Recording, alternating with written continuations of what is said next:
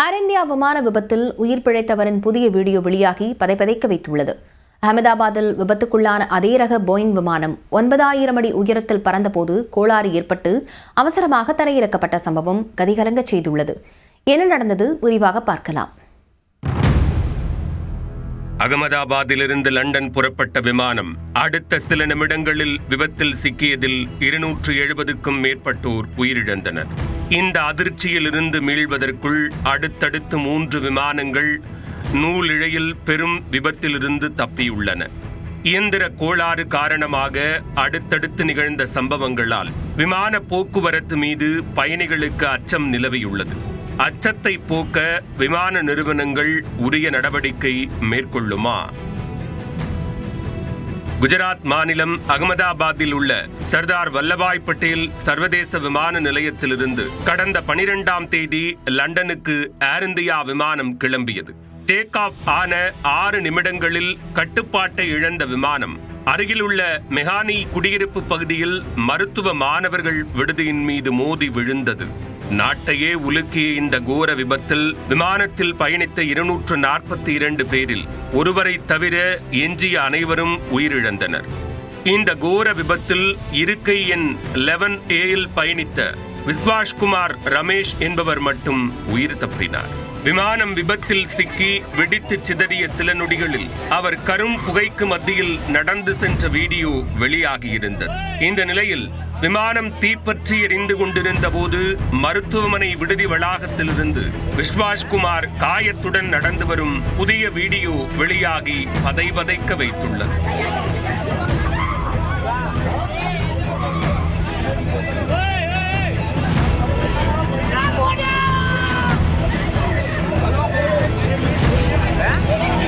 இதனிடையே ஏர் இந்தியா விமானம் விபத்தில் சிக்கிய பகுதியிலிருந்து 2வது கருப்பு பெட்டி மீட்கப்பட்டுள்ளது. 2 கருப்பு பெட்டிகளும் கிடைத்துள்ளதால் விபத்திற்கான காரணம் குறித்து விரைவில் தெரியவரும் என எதிர்பார்க்கப்படுகிறது. அகமதாபாத்தில் விபத்தில் சிக்கிய அதே போயிங் 787-8 ரக விமானம் லண்டனில் பெரும் விபத்திலிருந்து நூலிழையில் தப்பிய சம்பவம் அதிர்ச்சியை ஏற்படுத்தியுள்ளது.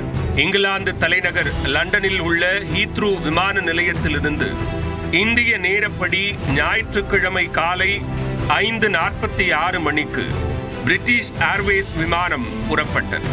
360 பயணிகளுடன் சென்னை நோக்கி புறப்பட்ட போயிங் 787-8 ரக விமானம் 35 நிமிடங்கள் தாமதமாக டேக் ஆஃப் ஆனது.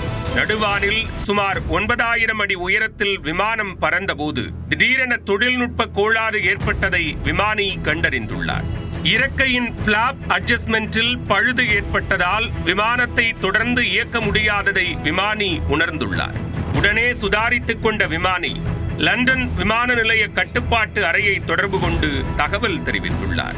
ஆபத்தான சூழலை தவிர்ப்பதற்காக 1 மணி நேரமாக வானில் வட்டமடித்து எரிபொருளை பெருமளவு வெளியேற்றப்பட்டுள்ளது. பின்னர் மீண்டும் ஹீத்ரூ விமான நிலையத்திலேயே விமானம் பாதுகாப்பாக தரையிறக்கப்பட்டது. இதனையடுத்து அனைத்து பயணிகளும் கீழே இறக்கிவிடப்பட்டு பொறியாளர்கள் விமானத்தில் பழுதுபார்க்கும் பணியில் ஈடுபட்டனர். விமானி சாமர்த்தியமாக செயல்பட்டதால் நல்வாய்ப்பாக 360 பேரும் உயிர் தப்பினர். இந்நிலையில் ஹாங்காங்கிலிருந்து டெல்லி புறப்பட்ட போயிங் 787-8 ரக ஏர் இந்தியா விமானத்தில் இயந்திர கோளாறு ஏற்பட்டதாக தகவல் வெளியாகியுள்ளது. நடுவானில் பறந்து கொண்டிருந்த போது தொழில்நுட்ப கோளாறு ஏற்பட்டதை அறிந்த விமானி மீண்டும் ஹாங்காங் விமான நிலையத்தில் தரையிறங்கியுள்ளார். உரிய நேரத்தில் இயந்திர கோளாறை கண்டறிந்ததால் பெரும் அசம்பாவிதம் தவிர்க்கப்பட்டுள்ளது. போயிங் 787-8 ரக ட்ரீம் லைனர் விமானங்கள் அடுத்தடுத்து இயந்திர கோளாறு காரணமாக பிரச்சனையில் சிக்குவதால் பயணிகள் கலக்கமடைந்துள்ளனர். இதனிடையே சவுதி அரேபியாவின் ஜெட்டா நகரிலிருந்து 250 பயணிகளுடன் சவுதி ஏர்லைன்ஸ் விமானம் உத்தரப்பிரதேச மாநிலம் லக்னோவுக்கு வந்தது. இதில் ஹஜ் புனித பயணத்தை முடித்துக் கொண்டு பயணிகள் தாயகம் திரும்பினர். விமானம் ஞாயிற்றுக்கிழமை காலை 6:30 மணி அளவில் லக்னோ விமான நிலையத்தில் தரையிறங்கியது.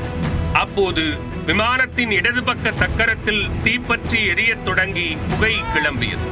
உடனடியாக விமானத்தை நிறுத்திய விமானி கட்டுப்பாட்டு அறைக்கு தகவல் தெரிவித்துள்ளார். விரைந்து வந்த தீயணைப்பு வீரர்கள் பயணிகள் அனைவரையும் பாதுகாப்பாக வெளியேற்றினர். பின்னர் 20 நிமிடங்கள் போராடி தீயை அணைத்து நிலைமையை கட்டுக்குள் கொண்டு வந்தனர். முதற்கட்ட விசாரணையில் ஹைட்ராலிக் கசிவால் ஏற்பட்ட கோளாறால் விமானத்தின் சக்கர அமைப்பில் அதீத வெப்பம் ஏற்பட்டு தீ பற்றியது தெரிய வந்துள்ளது. விமானம் தரையிறங்கிய போது ஏற்பட்ட இந்த விபத்து டேக் ஆஃப் ஆகும்போது ஏற்பட்டிருந்தால் பெரும் விபத்து ஏற்பட்டிருக்கும் என்ற அச்சம் தெரிவிக்கப்பட்டுள்ளது. போயிங் 787-8 ரக விமானம் மட்டுமின்றி அடுத்தடுத்து விமானங்கள் விபத்தில் சிக்குவதால் விமான போக்குவரத்து பாதுகாப்பானதா என்ற அச்சம் பயணிகள் மத்தியில் எழுந்துள்ளது. இந்த அச்சத்தை போக்க விமான நிறுவனங்கள் மற்றும் விமான போக்குவரத்து துறை உரிய முன்னெச்சரிக்கை நடவடிக்கைகளையும் பாதுகாப்பு விதிமுறைகளையும் தீவிரப்படுத்த வேண்டும் என்ற கோரிக்கை வலுத்துள்ளது. விமான விபத்தில் உயிரிழந்த குஜராத் முன்னாள் முதலமைச்சர் விஜய் ரூபானியின் உடல் அவரது குடும்பத்தினரிடம் ஒப்படைக்கப்பட்ட நிலையில் பல்வேறு தரப்பினரும் அஞ்சலி செலுத்தி வருகின்றனர். குஜராத் மாநிலம் அகமதாபாத்தில் ஏர் இந்தியா விமானம் விபத்துக்குள்ளானதில் அதில் பயணித்த குஜராத் முன்னாள் முதலமைச்சர் விஜய் ரூபானி உள்ளிட்ட 241 பேர் உயிரிழந்தனர். விமானம் எரிந்து கருகியதுடன் பலரின் உடல் இடிபாடுகளில் சிக்கியதால் இறந்தவர்களின் உடல்களை அடையாளம் காணுவதிலும் சிக்கல் இருந்து வருகிறது. விஜய் ரூபானியின் உடல் அவரது மகனின் டிஎன்ஏவை வைத்து அடையாளம் காணப்பட்டது. உடலை அகமதாபாத் மருத்துவமனையில் அவரது குடும்பத்தினர் பெற்றுக் கொண்டனர். குஜராத் முதலமைச்சர் பூபேந்திர பட்டேல் உள்ளிட்டோர் விஜய் ரூபானியின் உடலுக்கு அஞ்சலி செலுத்தினர்.